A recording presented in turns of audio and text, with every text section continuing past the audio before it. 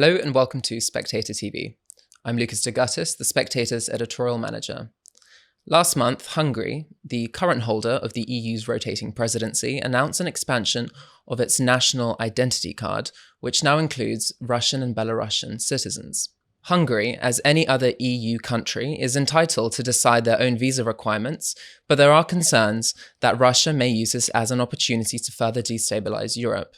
Joining me to discuss this is former Estonian President Toomas Hendrik Ilves. Mr. Toomas, it is great to have you with us. What is your view on Hungary's decision regarding the visas? Do you think the concerns over national security in Europe are justified? Absolutely. I mean, this has been a consistent problem of people who shouldn't be traveling in Europe doing so. Most recently, before this event, the Czech Republic, led by the Czech Republic and then supported by most of the Central and Eastern European countries, wanted to limit the travel of Russian diplomats in Europe only to the countries that they are accredited to. We just have too many cases of Russian diplomats / spies wandering throughout Europe, doing whatever they do because of the freedom afforded by the Schengen zone, which, of course, since Central and Eastern Europe joined in 2011, has allowed people from our part of the world to travel all over Europe without passport controls, and which Europe the rest of Europe had already enjoyed for a number of years. Now, the problem is that we have, on the one hand, too many cases of Russian spies, probably other spies, traveling throughout Europe, getting access to, say, one country that would be liberal in giving out visas to then go to countries that are not so liberal. I mean, most importantly, the countries that are most restrictive on giving out visas or even allowing entry have been those countries that border Russia, that is Norway, Finland, Estonia, Latvia, Lithuania, and Poland. Precisely because of the abuse that we saw in those countries with Middle Eastern various illegal migrants being transported either to Belarus or to Russia, and then illegally entering the EU. Now, that measure that with Czech leadership proposed was vetoed by Germany. For whatever reasons, I won't get into those here, but Germany all along has been rather Russia-friendly on issues like this. That is a matter regarding diplomats. That is, if there's a diplomat accredited to say Berlin, under current rules, he can travel to wherever he wants. Now, with this step by Hungary, that means anyone can who comes from Russia or Belarus.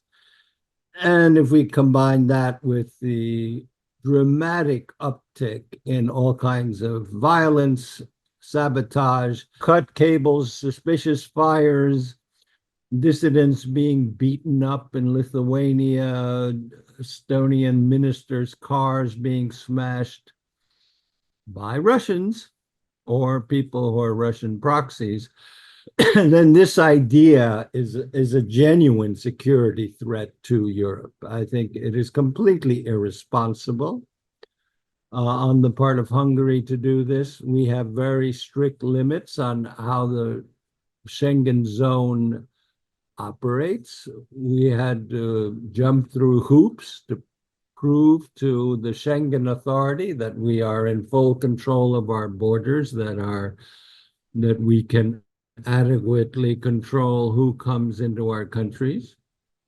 And this has just been completely upturned by Hungary with this decision.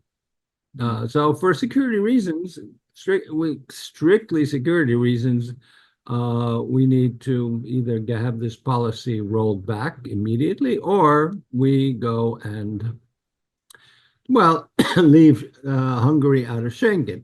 This is not simply a matter of driving across the borders. If you are going to, the other part of the Schengen zone is that, in fact, we don't check who flies on airplanes or check them when they arrive. So if you want to, if you're someone with nefarious goals, you want to say, you come to Hungary with one of these silly documents, you go get on a plane, and then you fly to, say, Vilnius, and then you get out in Vilnius and do something. You're not going to be controlled. So none of us, our countries in the Schengen zone, cannot control who's coming in to the country because of this policy. And I raised this already when it came out. Now I noticed that 67 members of the European Parliament have written a letter to Ursula von der Leyen. We've seen that the Finnish commissioner has written a letter asking for a response, but it's by October. I mean, this is untenable. We can't be doing this. That, oh, please answer by October what you are doing.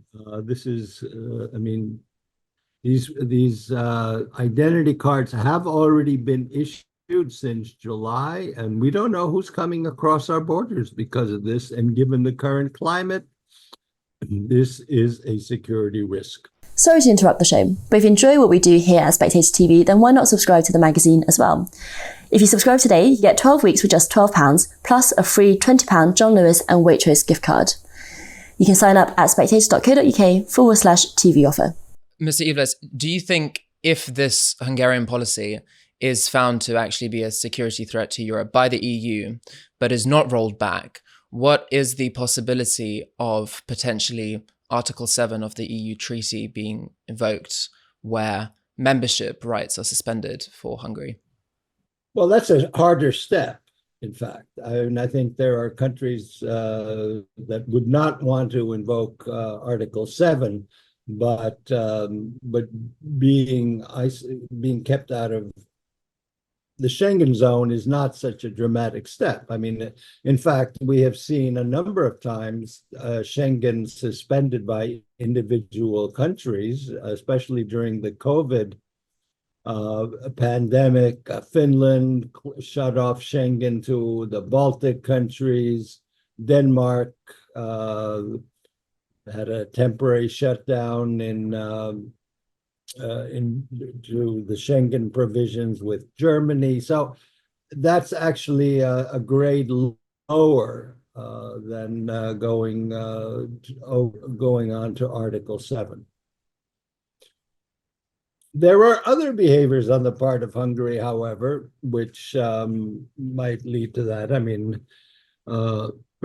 when we see Hungary, for example, blocking the otherwise unanimous condemnation of the farcical elections in Venezuela. I mean, all of these, I mean, basically you can say that Hungary and its leadership is acting kind of as the nuisance country in the EU, acting to simply thwart EU actions, be it assisting Ukraine, be it, I mean,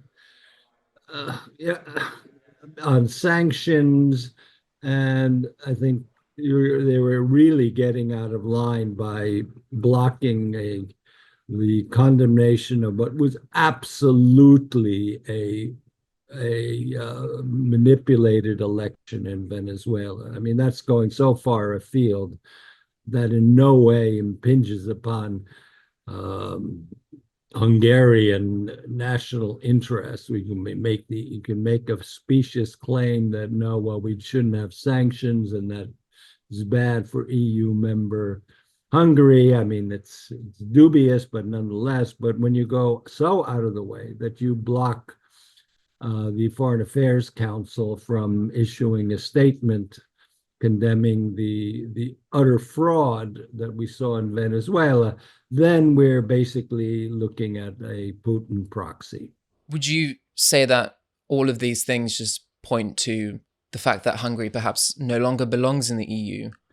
Well, I mean, other than getting money from the EU, I don't know why they're there or in here. I mean, why? I mean, what is it? If your rhetoric is anti-EU, you bash the EU at every turn, you block otherwise unanimous positions on the part of the European Union of all member states except for Hungary, then it's all they want is money.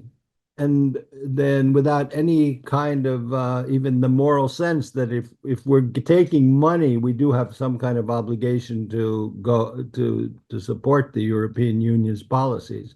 So, I mean, I think the anger in the European Union is mounting, and the question is, who's willing to do what about it?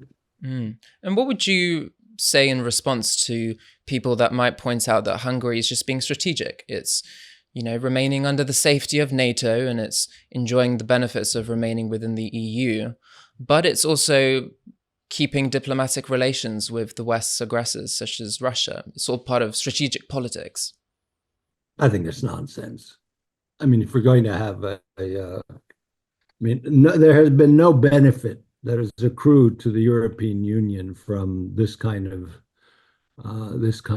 behavior. None, zero. This is strategic. I mean, this is strictly transactional national interest, which is placed far above the interest of the European Union. It does not comport with solidarity as we understand it. It just doesn't, I mean, basically Hungary doesn't belong in the European Union based on its behavior. But it's also very interesting because why do you think Hungary has this approach to countries like Russia when they've shared a similar history, for example, like the Baltic states or Poland, falling and being occupied by the Soviets? Or the Czechs. I mean, I wouldn't want to impute motives toward anyone, but I mean, sort of the Occam's razor approach would say they're getting something. What that is, I don't know. Thank you so much for joining us on Spectator TV, Mr. Ilves. It was a pleasure to have you.